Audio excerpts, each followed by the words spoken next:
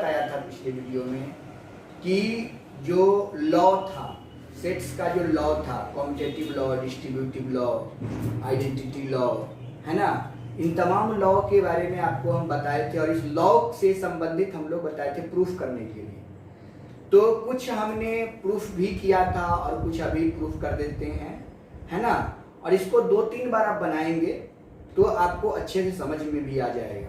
चलिए तो शुरू करते हैं ये laws of algebra of sets के बारे में। जो पहला हम बताए थे, समझे, idempotence law. Idempotence law के बारे में बताए थे कि ए यूनियन ए जो होता है वो किसके बराबर होता है, ए के बराबर होता है, और ए इंटरसेक्शन ए जो होता है वो भी ए के बराबर होता है। ठीक है, तो हम लोग इसको प्रूफ करेंगे। तो सबसे पहले प्रूफ देखिए, फर्स्ट में क्या लिखा हुआ है, A union A equal to A proof करना है। तो हम ले लेते हैं सिंस ए यूनियन ए। तो सिंस ए यूनियन ए का कंडीशन क्या जानते हैं कि x such that x is belongs to A और x such that x is belongs to A, जो कि ये भी यहाँ भी ए है और ये भी ए है। तो इस आधार पर A is belongs to A and A is belongs to A. तो ए से बिलोंग्स करेगा तो वैल्यू क्या देगा, ए ही देगा, इसीलिए x such that x is belongs to A लिख दिया। और जब यहाँ पर ए है तो यह x का वैल्यू कितना देगा, ए ही देगा। इसको दूसरे स्टाइल में भी आप लिख सकते हैं क्या, कि यहाँ पर x such that x is belongs to A, और एक ही चीज को बार बार न लिख के मैं डायरेक्ट जैसे x सच दैट x यहाँ भी लिखे हैं तो इसको ऐसे भी आप लिख सकते हैं, x is belongs to A. Clear, यानी कि x is belongs to A यहाँ भी कर रहा है और x is belongs to A यहाँ कर रहा है। एक ही चीज को 2 बार रिपीट ना करके यहाँ लिख दिया गया x such that x is belongs to A और x is belongs to A. तो इस ख्याल से आप यहाँ से देखेंगे कि इसका रिजल्ट जो देगा वह दोनों देखिए किससे बिलोंग्स कर रहा है, x से बिलोंग्स कर रहा है, यानी x such that x belongs कर रहा है a से, और यही जो बिलोंग्स a से करेगा तो उसका रिजल्ट भी a ही देगा। तो इस तरीके से भी हम लिख सकते हैं। दूसरा है a इंटरसेक्शन b। इसके लिए कंडीशन बनाते हैं कि x such that x is belongs to a and x such that x is belongs to a। तो इसको भी आप इस स्टाइल में लिख सकते हैं कि x such that x is belongs to a and x is belongs to a। ठीक, और यहाँ से ये रिजल्ट दे देगा आपको कि x such that x is belongs to a और इज इक्वल टू ए। तो हमने बताया था कि और का जो मीनिंग होता है वो यूनियन होता है और एंड का जो मीनिंग होता है वो इंटरसेक्शन होता है। तो यहाँ पर यूनियन हो गया और इंटरसेक्शन हो गया। तो ये बात दोनों आपको समझ में आ गया होगा। तो ये आपका प्रूफ हो गया कि A union A equal to A होता है। क्यों? क्योंकि ए यूनियन ए जो होता है वह x such that x is belongs to a और x such that x is belongs to a, मतलब दोनों किससे संबंध रख रहा है, दोनों a जो है किससे संबंध रख रहा है, x से। तो दोनों a जो है सो x से संबंध रख रहा है, अर्थात इसका वैल्यू a हो गया। अब उसी तरीके से इसमें भी आप देख सकते हैं कि आप a इंटरसेक्शन a होगा, b लिखा गया, a इंटरसेक्शन a होगा। तो x such that x is belongs to a and x such that x is belongs to a। इसी को दूसरे स्टाइल में लिखे, x such that x is belongs to a and x such that x is belongs to a। तो दोनों a जो है किससे संबंध रख रहा है, x से संबंध रख रहा है, दोनों x से संबंध रख रहा है, इसलिए इसका वैल्यू भी a हो गया। तो हम लोग क्या देखा कि आईडी इंपोर्टेंट लॉ में दो सेट्स का जो यूनियन है या इंटरसेक्शन है वह आपका सेम होता है। तो इसमें कंडीशन क्या बन गया कि दोनों सेट्स जो होना चाहिए वो इक्वल होना चाहिए। समझे, दोनों क्या होना चाहिए, इक्वल होना चाहिए। यानी कि यहाँ पर एग्जांपल के माध्यम से इसको आप और बेहतर तरीके से समझ लेंगे। मान लीजिए कि मैंने ले लिया कि let a is equal to 1 2 3, है ना। फाइंड करने के लिए कहता है a union a and a intersection a।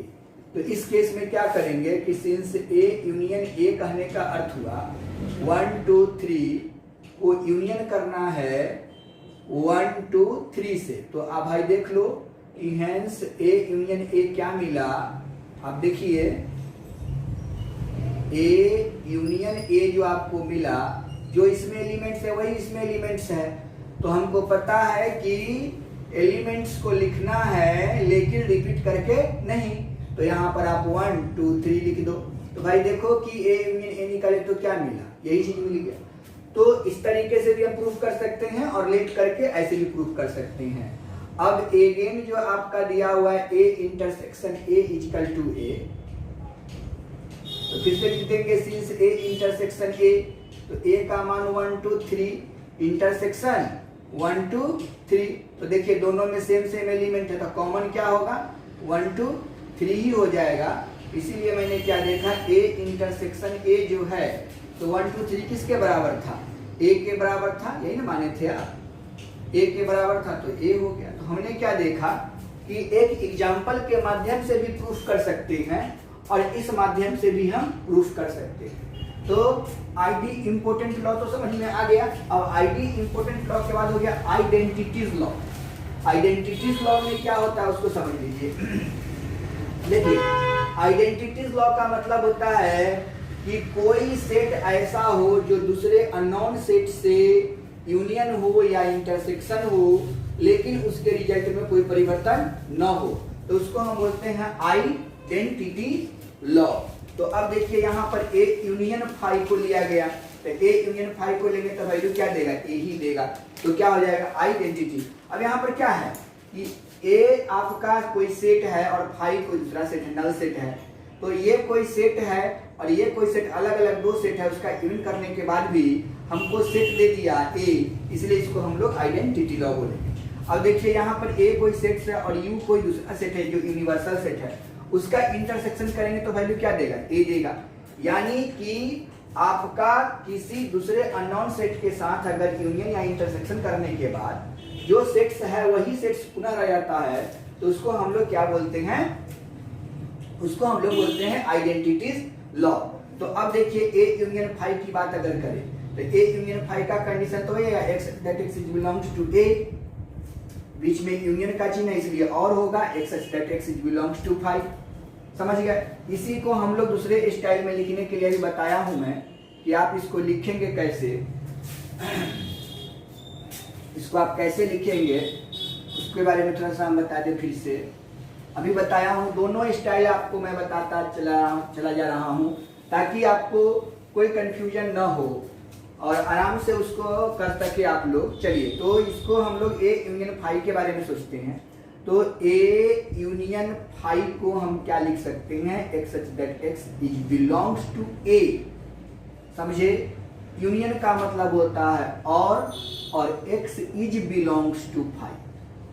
Clear है। अब बार बार एक्स सच दैट एक्स लिखने की आवश्यकता नहीं, आप ऐसे इसको लिख सकते हो। अब भाई बताओ, किसी भी कोई भी जो सेट्स है वो फाई से बिलोंग्स करेगा, तो सोचने वाली बात है फाई तो क्या है, नल सेट है और नल सेट के साथ कुछ नहीं है उसमें, तो ए के साथ जो बिलोंग्स करेगा तो वैल्यू क्या देगा, A is belongs to phi and phi is belongs to A. तो फाई क्या है, नल सेट है, तो नल सेट के साथ अगर ए का हम बिलोंग्स करा दे तो रिजल्ट में कोई थोड़ा परिवर्तन होगा, कोई परिवर्तन तो नहीं होगा क्योंकि यहाँ पर यूनियन है। इसीलिए इसको हम लिखेंगे कि x such that x is belongs to a। अब तो a आ गया और जब केवल a आ गया यानी x का वैल्यू जो होगा वो किसके बराबर होगा, a के बराबर होगा। यानी इसको इस स्टाइल में आप लिख सकते हैं कि x such that x is belongs to a और x is belongs to phi is equal to x such that x is belongs to a is equal to a। अब रही बात इसको लिखने के लिए, तो ए यूनियन यूनिवर्सल सेट कर दीजिए। तो देखिए कंडीशन में कोई परिवर्तन नहीं होगा, यही लिखाएंगे जो इसको लिखे हैं कि x such that x belongs to A and sorry intersection है, तो and x such that x belongs to U. तो यहाँ भी हम लोग वही काम करेंगे, x such that x is belongs to A, intersection है इसीलिए यहाँ और की जगह पर एंड उतार दीजिएगा और x is belongs to universal set कर दीजिएगा। अब यूनिवर्सल सेट हो गया तो सोचने वाली बात है कि यूनिवर्सल सेट यानी A is belongs to universal set. सोचने वाली बात है कि A is belongs to universal set, इसका क्या मतलब हुआ कि ए का संबंधी यूनिवर्सल सेट है, तो यूनिवर्सल सेट हो गया मतलब कि ए हो जाएगा। मतलब ये हुआ कि x such that x is belongs to A, is belongs to A, equal to क्या हो गया, ए हो गया। चलिए, तो हमने क्या देख लिया कि इंटरसेक्शन के केस में, इंटरसेक्शन का मतलब होता है कॉमन एलिमेंट, तो कॉमन एलिमेंट्स अगर यूनिवर्सल सेट का होगा तो आपको क्या देगा, जो ए का एलिमेंट्स होगा वही ना देगा, तो ये वैल्यू निकलेगा। तो इस तरीके से हम लोगों ने क्या देखा कि हम लोग इसको ही, ये और इसको दोनों को इस स्टाइल में भी लिख के हम प्रूफ कर सकते हैं, कोई दिक्कत नहीं। अब आपके दिमाग में दूसरा बात भी आने लगा होगा, जरा सोचने की बात है कि अब हम लोग एग्जाम्पल के माध्यम से, जैसे उसको एग्जाम्पल के माध्यम से प्रूफ किए हैं उस तरीके से इसको भी एग्जाम्पल के माध्यम से आप प्रूफ कर सकते हैं। देख लीजिए कैसे प्रूफ कीजिएगा। मान लीजिए कि लेट ए इक्वल टू आपका कुछ है, लेट ए इक्वल टू 1 3 5 7 9 है, ठीक है, ये हो गया 1 3 5 7 9 है। और यहाँ पर कोई जो फाई है वो फाई इज इक्वल टू कर ली ब्रैकेट्स है, और एक यूनिवर्सल सेट भी मान लीजिए 1 2 3 4 5 6 7 8 9, क्लियर। अब यहाँ पर ये हम मान लेते हैं। अब इसको हम लोग देखते हैं, सबसे पहला क्वेश्चन है, पहला क्वेश्चन क्या है कि ए यूनियन फाई करने के लिए, तो ए यूनियन फाई, ए की जगह पर कितना है 1 3 5 7 9 को यूनियन कीजिए फाई के साथ। अब इसमें कोई एलिमेंट्स है नहीं, तो जो इसका एलिमेंट्स है इसमें कोई एलिमेंट्स नहीं, तो सबको एक साथ लिख देते हैं। तो क्या बचा 1 1 3 5 7 और 9, और गौर कीजिए 1 3 5 7 9 किसके बराबर था, ए के बराबर था। तो हम लोगों ने क्या देखा यहाँ रिजल्ट हमको मिल गया कि A union phi equal to A, और ये हमारा क्या हो गया, प्रूफ हो गया। तो इस तरीके से भी हम प्रूफ कर सकते हैं। और भी आप देखिए कि यहाँ पर जो है सो दूसरा मेथड से भी आप लगा सकते हैं कि अब देखिए यूनिवर्सल सेट आपका क्या है, गौर कीजिए 1 2 3 4 5 6 7 8 9 है ना, यूनिवर्सल सेट ये है। तो यूनिवर्सल सेट इंटरसेक्शन आपसे पूछ रहा है, गौर कीजिए। दूसरा क्वेश्चन है आपका कि A intersection universal set equal to 1, आपको प्रूफ करना है क्या, वो आपके लिखा हुआ है कि A intersection universal set equal to A आना चाहिए, यानी कि व्हाट मतलब ए आ जाना चाहिए। चलिए, तो एलएचएस में आपका क्या लिखा हुआ है, एलएचएस में लिखा हुआ है ए इंटरसेक्शन यूनिवर्सल सेट। तो ए की जगह पर क्या है भाई, देख लीजिए, ए की जगह पर है आपका 1 2 3, ए की जगह पर यहाँ पर देखिए कितना लिखा हुआ है 1 3 5 7 9, तो 1 3 5 7 और 9 यूनिवर्सल, यूनियन करिए, इंटरसेक्शन कीजिए, is equal to universal set है 1 2 3 4 5 6 7 8 और 9। अब दोनों का इंटरसेक्शन कीजिए, तो hence A intersection universal set. तो इंटरसेक्शन में क्या है, कॉमन एलिमेंट, यहाँ 1 1 3 3 3 5 5 7 7 9 9। तो बताइए 1 3 5 7 और 9 हो गया। तो मुझे बताइए कि A union A intersection universal set, A intersection universal set is equal to 1 3 5 7 9 है, और 1 3 5 7 9 किसके मान दिया हुआ है, ए का मान दिया हुआ है, किसके बराबर हो गया, ए के बराबर हो गया। तो इस तरीके से भी हम प्रूफ कर सकते हैं, यानी कि अगर आप एलिमेंट्स को मान के भी कर सकते हैं, या फिर आपको रूल पता है तो उस रूल से भी आप कर सकते हैं। तो आपको दिखाई दे दिया, आपको आइडेंटिटी लॉ समझ में आ गया, और आईडी इंपोर्टेंट लॉ, ये दोनों हमने दो तरीके से आपको प्रूफ करके दिखाए हैं। आगे का जो लॉ है वो आपको अभी हम बताते हैं।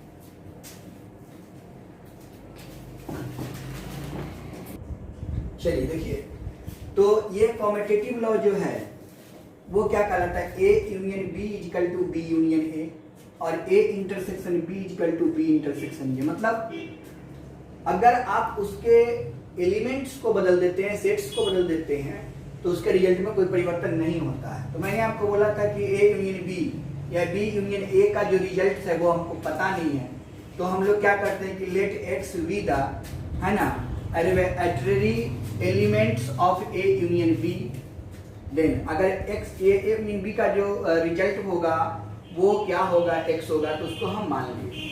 अब हम लोग को कुछ नहीं करना है, जो कंडीशन हम पहले पढ़ाए हैं। तो सिंस ए यूनियन बी का क्या formula, since A union B का फॉर्मूला होता है कि x such that x is belongs to A और x is belongs to B.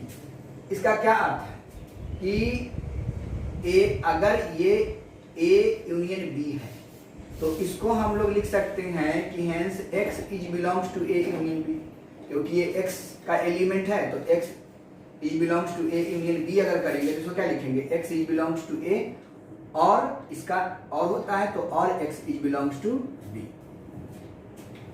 ये पहला मेरा स्टेप हो गया। अब इसी तरीके से अगर हम मान लेते हैं कि अब इसको उलट के लिख लीजिए, उलट के लिखना है, चाहे दैट इज लिख सकते हैं, चाहे इफ लिखिए, दैट इज लिखिए। अर्थात अगर इसको हम पलट देते हैं कि एक्स इज बिलोंग्स टू ए ना करके अब लिखते हैं इस वाले स्टेप को पहले, x is belongs to B और x is belongs to A. तो जब यह इसके बराबर था, अब इसको लेके हम देख रहे हैं तो ये किसके बराबर, देखिए शुरू में ए था तो शुरू में ए लिखते थे, बाद में बी था तो बाद में बी लिखते थे। अब इसमें शुरू में कौन है, बी है, बाद में कौन है, ए है, तो x is belongs to B union A हो जाएगा, क्योंकि और का चीज तो यूनियन होता है। तो अब बताइए यहाँ पर जो रिजल्ट दिया x is belongs to A union B और x is belongs to B union A, या दोनों एक दूसरे से क्या कर रहा है, बिलोंग्स कर रहा है, इसलिए दोनों एक दूसरे का क्या होगा, पर प्रॉपर सबसेट के साथ इसका सबसेट हो जाएगा, यानी इसका और इसका वैल्यू दोनों आपस में क्या हुआ, इक्वल हुआ। A union B subset of B union A हो गया।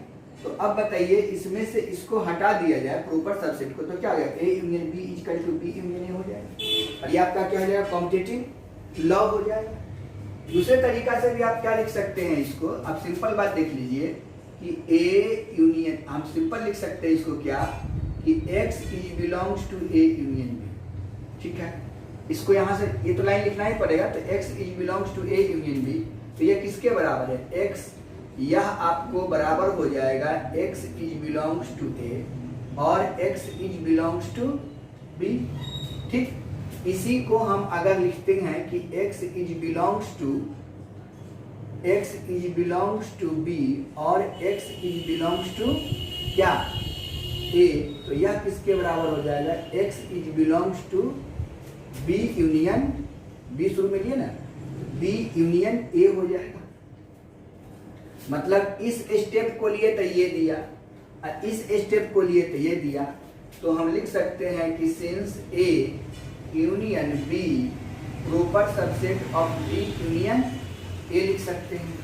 अब इसीलिए आप लिख सकते हैं कि हेंस ए यूनियन बी जो होगा वो बी यूनियन ए के क्या होगा, बराबर होगा। दिस इज कॉम्पिटिटिव, माने इस स्टाइल में भी आप लिख सकते हैं। अब देखिए इसका तीसरा स्टाइल प्रूफ करने के लिए क्या आ सकता है कि let A equal to 1 2 3 4 and B equal to आप 2 4 6 8 ले लीजिए।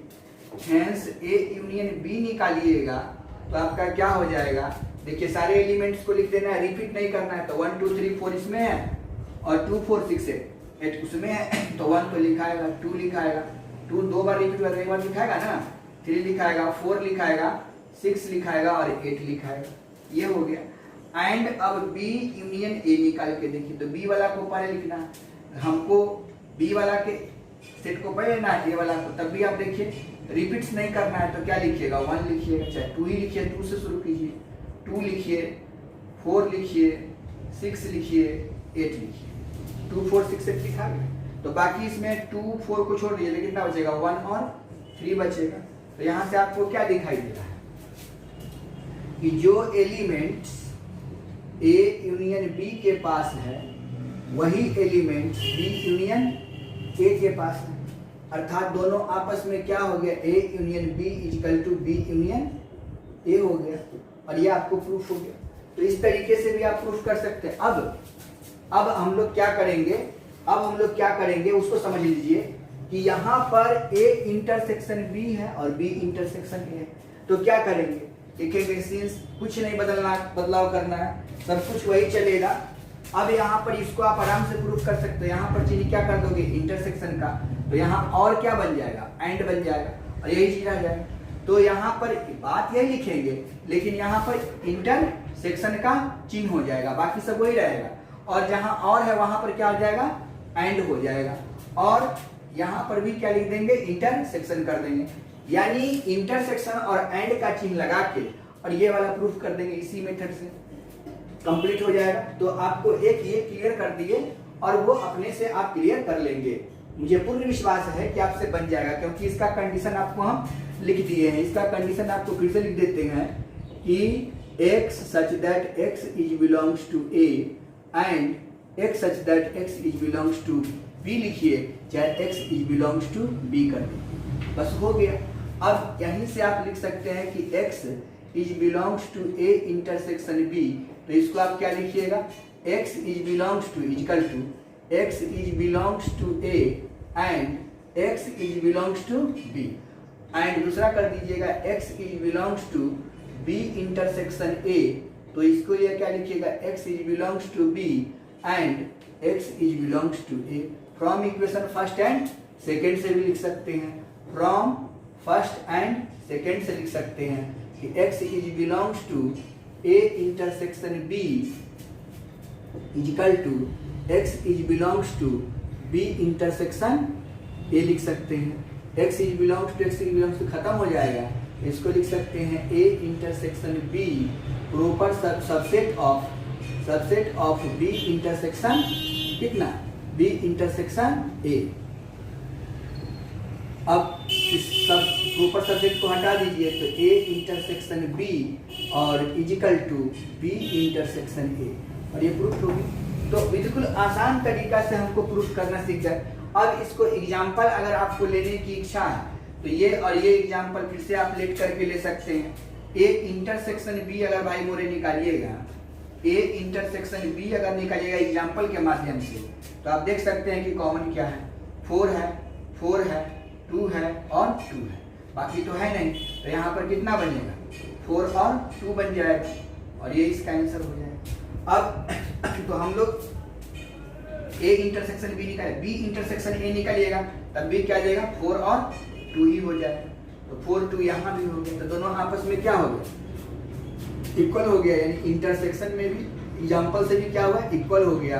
इसलिए यहाँ भी आप इक्वल कर दीजिएगा और आपका काम हो जाएगा। तो हमने क्या देखा कि एग्जाम्पल केवल यूनियन की जगह पर इंटरसेक्शन को पुट कर देना है और आपका आसानी से हो जा रहा है। तो इसमें कहीं कोई प्रॉब्लम हमको नहीं लग रहा है। तो कम्यूटेटिव लॉ खत्म हो गया। उसी तरीके से हम लोग यहाँ पर खत्म करेंगे एसोसिएटिव लॉ के बारे में, है ना। तो देखते हैं एसोसिएटिव लॉ। चलिए तो देखते हैं हम लोग एसोसिएटिव लॉ। मैंने जो पहले पढ़ाया वही सेम टू सेम यहाँ भी करेंगे, कुछ परिवर्तन नहीं।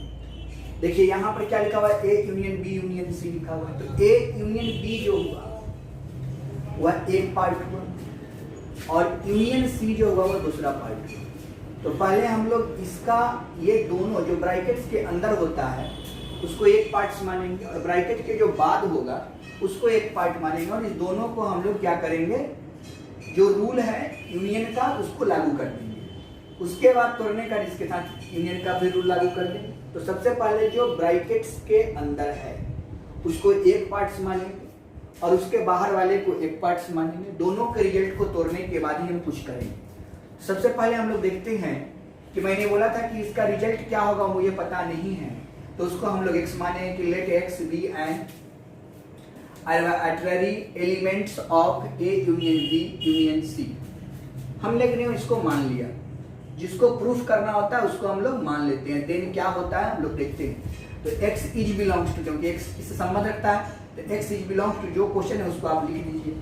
अब मैं जो आपको पहले बोला हूं वही रूल लागू करने के लिए कह रहा हूं।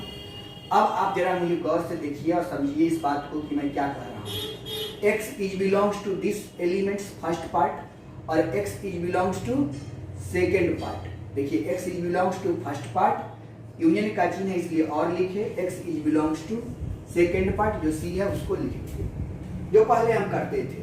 अब जरा गौर कीजिए, अब तो ये दोनों पार्ट को हम अलग अलग तोड़ दिए। अब ये फिर x is belongs to A union B बच रहा है, तो x is belongs to A first part, x is belongs to second part, बीच में और का चिन्ह है तो बीच में और का चिन्ह हम लगा दिए, और ये और तो बाद में था ही, कोई दिक्कत नहीं। अब मैंने क्या किया, इस तीनों एलिमेंट्स में से अब इसको मैंने क्या किया कि इसको छोड़ दिया और इस दोनों के साथ हम ब्रैकेट को ले लिए एक और। अब देखिए इसको भी ले सकते हैं, इसको छोड़ सकते हैं, इसको ले सकते हैं, इसको छोड़ सकते हैं। किसी दो को लेके बीच में और चिन्ह है तो क्या फर्क पड़ता है कि मैंने इसे ले लिया और इस ब्रैकेट को हम लोग यहाँ से शुरू किए और ये दोनों को एक साथ कर लिए, क्योंकि सभी तो और में ही है, यानी x is belongs to A करेगा और x is belongs to B करेगा और x is belongs to C करेगा। तो मैंने इसको ले लिया और ये दोनों को कवर कर लिया। पूछोगे सर ऐसा आपने क्यों किया? क्योंकि आपके प्रूफ में ए को बाहर किया गया है और बी और सी को एक साथ किया गया है, तो ए को बाहर किया, बी और सी को एक साथ किया गया, तो बी और सी को मैंने एक साथ ले लिया प्रूफ को देखते हुए। अब यहाँ देखिए कि x is belongs to A और x is belongs to B और x is belongs to C होगा तो क्या लिखेंगे? देखिए जब x is belongs to A union B था तो इसको हम क्या लिखते थे, x is belongs to A और x is belongs to B, मतलब इसको इस रूप में लिख सकते हैं। जरा सोचिए कि x is belongs to B और x is belongs to C है, इसको क्या लिख सकते हैं, x is belongs to B union C लिख सकते हैं। यहाँ तक स्पष्ट हो गया। अब बताइए कि x is belongs to A और के लिए हम क्या यूज करेंगे, यूनियन, और x is belongs to A union B है तो x तो दोनों के पहले लगा चुके हैं, तो यहाँ पर क्या बचा है, ए यूनियन बी बच गया। तो अब जरा बताइए कि x is belongs to A union B union C है, तो यह किसके बराबर, किसको लिए थे आप, लिए थे किसको, इसको लिए थे ना, तो यही ना आपका x है, तो इस x के जगह पर a union b union c। और हम बताए थे कि जब इसको हम हटाते हैं तो प्रॉपर सबसेट का चिन्ह लगाते हैं या सबसेट का चिन्ह लगाते हैं। तो इसको हटा दिए तो किसका चिन्ह लग गया, सब सेट का चिन्ह लग गया, जो रिजल्ट आया उसको हम लिख दिए। यहाँ तक कोई दिक्कत है? देखिए इस बात को रट जाइए, जब x इज बिलोंग्स टू इसको हटाइएगा तो सबसेट का चिन्ह लगाइएगा, सबसेट का चिन्ह लगा दिए और इसका काम हो गया। इसी के आधार पर अब हम लोगों ने क्या किया कि ये तो फर्स्ट पार्ट को लाए, सेकेंड पार्ट लिया, फर्स्ट पार्ट को लिए हैं, इसको हम इस रूप में ला दिए ना। अब सिमिलरली मैंने इसी प्रकार से ए यूनियन बी, देखिए A union B, A union B union C, A union B union C जो होगा वह सबसेट होगा A union B union C के। आप समझने की प्रयास करेंगे और कोशिश करेंगे। अब जरा गौर कीजिए कि जब यह इसका सबसेट है, देखिए इस एलिमेंट्स को लिए हैं, इसको लिए हैं तो हमको रिजल्ट क्या दिया है, इसको ई दिया है। अब बताइए जब इसको लेंगे तो रिजल्ट कौन देगा, ये देगा, इसको लेंगे तो ये रिजल्ट देगा ना। तो सिमिलरली इसको लिए तो ये रिजल्ट दिया। अगर आपको समझ में नहीं आ रहा है, कंफ्यूजन हो रहा है, तो मैं आपको बता दे रहा हूं कि फिर से क्या लिखेगा। सिमिलरली वाली बात अगर क्लियर नहीं हुआ तो आप इसको समझिए। हम क्या करेंगे वो देखिए, कुछ इसमें करना वरना नहीं होता है, हमको केवल बनाना होता है। देखिए इसको मैं क्या करूंगा, क्या लिखेंगे बोलिए।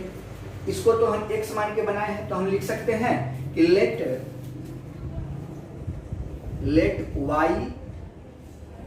be an arbitrary एलिमेंट, इसका है, इसका elements A union B union C, देखिए वही लिए हैं, of A union B union C. Then क्या होगा, बस इतना लिख देना है। अब क्या लिखेंगे, देखिए x इज बिलोंग्स टू लिखते थे तो यहां भी क्या लिखेंगे कि x इज बिलोंग्स टू, जो माने हैं वही, A union B union C कर लेंगे। क्लियर है? अब जरा बताइए हमको प्रूफ क्या करना है ए यूनियन बी को। तो आपको मैंने क्या बोला है, ये फर्स्ट पार्ट हो जाएगा और ये आपका सेकेंड पार्ट हो जाएगा। अब सॉरी वाई माने हो ना तो वाई लिखना, वाई माने हो तो वाई मानना।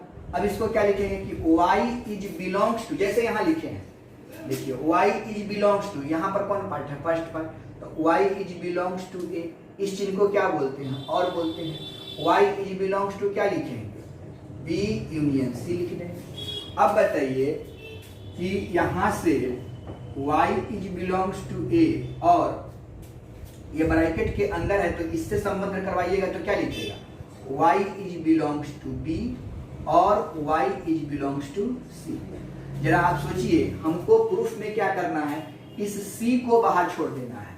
c को देखिए इसको बाहर करना है तो ये दोनों पार्ट को क्या करना है, एक साथ कर लेना है, यानी कि y is belongs to a और y is belongs to b और y is belongs to c कर देना है। तो बताइए कि इसको हम क्या लिख सकते हैं, ये y जो है वह किससे बिलोंग्स कर रहा है, a यूनियन b से कर रहा है, y is belongs to a union b कर रहा है और y is belongs to c कर रहा है। अब दोनों y एक साथ कर रहा है तो दोनों y को बाहर कर लीजिएगा तो क्या बच जाएगा, a यूनियन b, यानी y is belongs to a union b union c हो गया। हमने क्या बोला कि आप जब इसको आप हटाओगे तो किसका चिन्ह लगाओगे, सबसेट का चिन्ह लगाओगे। y किसको माने हो, इसको माने हो तो उसको लिखोगे कि नहीं लिखोगे, a union b, a union b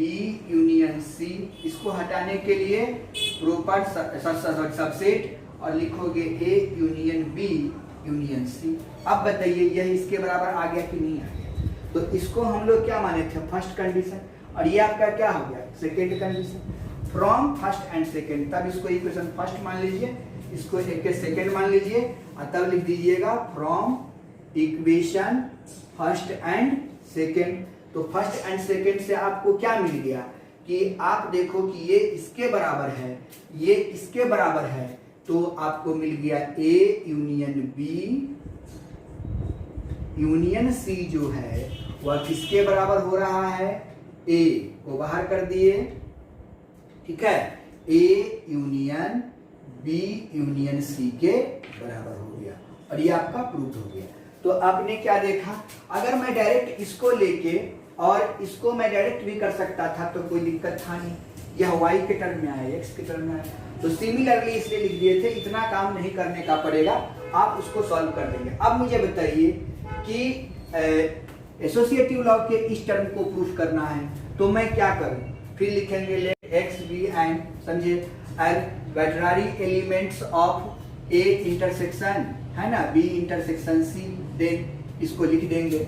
अब उसके बाद क्या लिखेंगे, x is belongs to a intersection b intersection c लिख देंगे। अब बताइए कि यहाँ पर इंटरसेक्शन है तो मैंने आपको क्या बोला है, मैंने आपको कुछ नहीं बोला है, और के जगह पे एंड करने को बोला है, जहां जहां और है वहां वहां एंड हो जाएगा और फिर से एक इक्वेशन आ जाएगा, फिर सेकेंड पार्ट को लेंगे, फिर उसके एलिमेंट्स को मान लेंगे y और फिर उसको तोड़ देंगे और इक्वेशन फर्स्ट और इक्वेशन सेकेंड को इक्वेट कर देंगे और मुझे ये टर्म भी प्रूफ हो जाएगा। तो हमने देख लिया एसोसिएटिव लॉ को, क्लियर है। तो अब हम लोग आगे देखते हैं। तो देखो बच्चों, ये है आपका डिस्ट्रीब्यूटिव लॉ और ये लॉ के बाद आपका सारा लॉ खत्म। डिमर्गन्स लॉ हम बता चुके हैं, यही लास्ट लॉ है।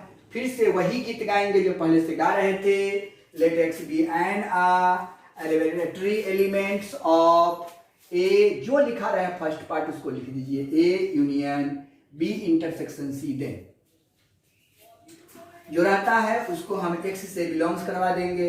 तो x इज बिलोंग्स टू, देखिए पहले ब्रैकेट के पहले क्या है, यूनियन का चिन्ह है इसलिए और लिख दिए, और x is belongs to first part, x is belongs to second part कर दिए। अब x is belongs to a और x इज बिलोंग्स टू दोनों के, अब यहाँ पे x आ गया, x is belongs to first part और सेकेंड पार्ट, तो x is belongs to A, intersection का चिन्ह इसलिए and x is belongs to C. अब देखिए x is belongs to A और x is belongs to B, ये दोनों को एक साथ कर दिए। क्यों किए?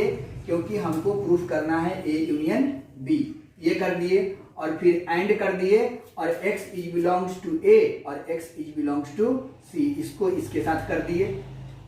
ये दोनों पार्ट हो गए। अब बताइए कि और का मतलब यूनियन होता है तो यूनियन कर दिए, यहाँ भी और का मतलब यूनियन होता है तो यूनियन कर दिए, दोनों के बीच में एंड है इसलिए इंटरसेक्शन कर दिए। तो x is belongs to A union B, intersection A union सी।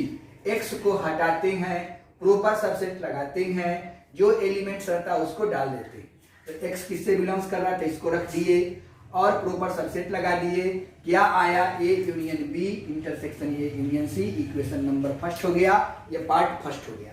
अब हमको दिखाना है पार्ट सेकेंड को, सिमिलरली कर देंगे सिमिलरली कर देंगे और सिमिलरली करेंगे तो क्या होगा सोच के देखिए। अब किसको लेंगे? इसको लेंगे, समझे? तो यहाँ पर लिखेंगे लेट वाई बी, एक को एक्स माने दूसरे को वाई मान लीजिएगा। Let Y be and arbitrary elements of A union B, पूरा लिखिएगा A union B intersection A union C. Then फिर लिखिएगा एक्स इज बिलोंग्स टू, ये पूरा जो है उसको लिख दीजिएगा। फिर लिखिएगा X is belongs to A union B, है ना, एंड इसका एंड होता है and X union A union C लिख दीजिएगा। उसके बाद इसका पार्ट तोड़ दीजिएगा, इसका पार्ट तोड़ दीजिएगा, दोनों में से कॉमन ले लीजिएगा और यही पार्ट आपका आ जाएगा, इसलिए मैंने सिमिलरली लिख दिया। This is equal to this. अब बताइए कि जब यह पार्ट फर्स्ट है और ये पार्ट सेकेंड था, तो पार्ट फर्स्ट और पार्ट सेकेंड दोनों को जब आप मिलाते हैं तो दोनों का रिजल्ट हमको क्या मिलता है? A union B intersection C. Subset में चिन्ह में इसको हटा के इक्वल पे चिन्ह को लगा देते हैं और यह बात प्रूफ हो जाती है।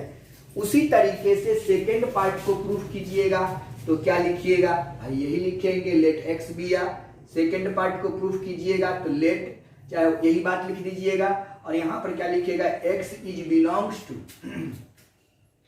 एक्स इज बिलोंग्स टू क्या लिखिएगा? A intersection B union C लिख दीजिएगा। उसके बाद आप क्या लिखिएगा? X is belongs to A first part और यहाँ पे इंटरसेक्शन है इसीलिए एंड का चिन्ह दीजिएगा और एक्स इज बिलोंग्स टू लिखिएगा ए यूनियन बी। जो उधर किए हैं वही काम करेंगे। फिर लिखेंगे कि x is belongs to A and इसको तोड़ दीजिएगा तो क्या लिखिएगा? X is belongs to A और x is belongs to B. और इसको इसके साथ और इसको इसके साथ और बीच में किसका चिन्ह आ जाएगा? और का। तो लिखिएगा X is belongs to A और x is belongs to B था ना, बी और सी है, सॉरी बी और सी, बी और ये सी है, तो यहाँ पर बी कर दीजिए और यहाँ पर सी कर दीजिए। तो x is belongs to B and x is belongs to A और x is belongs to C. ठीक है, x is belongs to A and x is belongs to B. ठीक है, यहाँ पे और आ जाएगा। अब x is belongs to A and x is belongs to C, अब देखिए दोनों के बीच में क्या आ गया? यूनियन आ गया और आ गया, तो ये हो गया x is belongs to A intersection B और x is belongs to A intersection C. तो दोनों निकाल दीजिएगा, फिर ये वाला पार्ट आपका आ गया। बीच में यूनियन और है तो यूनियन आ गया, ये वाला प्रूफ हो गया। यानी फर्स्ट पार्ट और सेकेंड पार्ट दोनों हम, अगर इसको आप समझ चुके हैं तो ये भी आप बिल्कुल आसानी से समझ चुके हैं। तो आपका जो लॉ था इसको ट्राई करेंगे और बनना ही चाहिए, 100% बनेगा, कोई कंफ्यूजन कोई दिक्कत नहीं होगा। तो आपने क्या देखा कि किसी भी चीज को हम आसानी से प्रूफ कर सकते हैं, लेकिन हमको 3 रूल याद होना चाहिए। सब्ट्रैक्शन रूल्स ऑफ सेट, उसके बाद है यूनियन ऑफ सेट्स और आपका इंटरसेक्शन ऑफ सेट्स। ये तीनों का रूल अगर आपको पता है, उसी रूल पे हम काम करते चले जाएंगे। तो हम लोगों ने आपको आज 5 लॉ के बारे में बताया, पिछले वीडियो में 1 लॉ बताए थे, 6 लॉ के बारे में बता दिया जिसमें आपका कॉम्यूटेटिव लॉ हो गया, एसोसिएटिव लॉ हो गया, डिस्ट्रीब्यूटिव लॉ हो गया, डिमर्गन्स लॉ हो गया, है ना, आइडेंटिटी लॉ हो गया, डी इम्पोर्टेंस लॉ हो गया। तो इस तरीके से 6 के 6 लॉ आपने देख लिया और इसी लॉ के आधार पर जो भी आपका क्वेश्चंस बनेंगे वो आसानी से बन जाएगा। और मैंने इस लॉ को 2 तरीके से प्रूफ करने को सिखाया है। पहला ये प्रूफ करने को मैंने सिखाया है कि एक रूल के माध्यम से और दूसरा एग्जाम्पल के माध्यम से। दोनों रूल अपनी जगह पे सही है, तो आपको जो बेहतर लगे, जो अच्छा लगे, उससे आप प्रूफ कर सकते हैं। अगले क्लास में, अगले वीडियो में हम लोग और भी चर्चा करेंगे और उस समय हम आपको वेन डायग्राम मेथड से किस तरीके से किसी सेट्स को बनाया जाता है, सॉल्व किया जाता है, वो बताएंगे। और वही लास्ट टॉपिक होगा आपका सेट थ्योरी का। तो ये आपका सेट थ्योरी का 8वां वीडियो है। 7वां वीडियो तक हम बना चुके हैं, ये आपका 8वां वीडियो है। इस वीडियो को आप बेहतर तरीके से देखेंगे, रूल देख लिए, आप लॉ देख लिए और कंडीशन भी देख लिए, तो अब मुझे नहीं लगता है कि सेट थ्योरी का कोई भी पार्ट बचा है। तो केवल वेन डायग्राम बचा है और उसको हम सॉल्यूशन के माध्यम से किस तरीके से आप तुरंत सॉल्व कर दीजिएगा किसी क्वेश्चन को, वो मेथड आपको हम बताएंगे, डायग्राम मेथड बताएंगे और वही में सेट थ्योरी का अंत होगा। तो आज यहीं तक, फिर से हम लोग मिलते हैं नेक्स्ट वीडियो के साथ। जय हिंद, जय भारत।